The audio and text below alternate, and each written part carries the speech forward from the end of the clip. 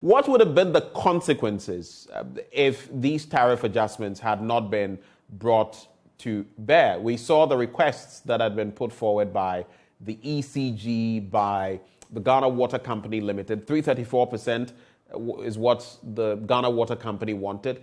148% ECG wanted. But if you look at the variance in terms of what we've given them, very wide variations. 15.5 times less what we gave to the Ghana Water Company Limited, 6.68 times, practically some 7 times less what the ECG wanted. So what would have been the consequences if there had been no tariff adjustment? Yes, that would mean that clearly we would have been building up our debt because somebody has to pay for it. And that is, I always will tell people that it's two ways. Either we socialize the cost for every Ghanaian who even that do not use light or water to pay, or to spread it across people who specifically use light and water to pay. Imagine a factory using electricity to manufacture something and sell. Then you now socialize the cost and say somebody who is living in a village where there is no even light to pay through taxation.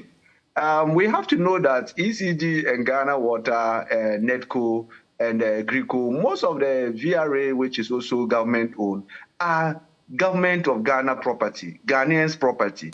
So if we don't treat them effectively, at least give them the minimal, the reason why sometimes PURC is able to even have a bit less in terms of the impact, in terms of cost shifting, is because of their government of Ghana share 100% share owned by government.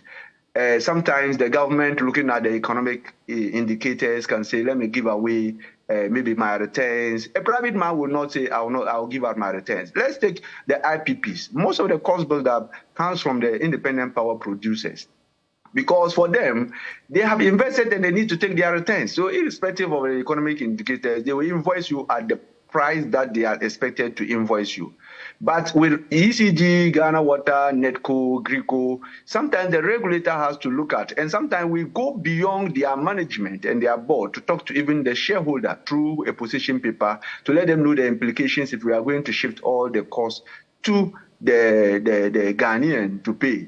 And these are some of the things. So if we don't pay, first of all, we might not even have the power available. And we know the consequences falling onto the alternative. That is, individuals have to get their own generator and get their own fuel to run for electricity. And that is those who can't. There are a lot of industries that cannot even have an alternative, because looking at the volumes of consumption, that means that they have to build their own independent power plant, because the energy need, it will be very difficult for you to get a generator, a small plant, to be able to do that. So that would mean that they have to do a lot of capital-intensive investment to get a plant that will be able to size to meet their operations.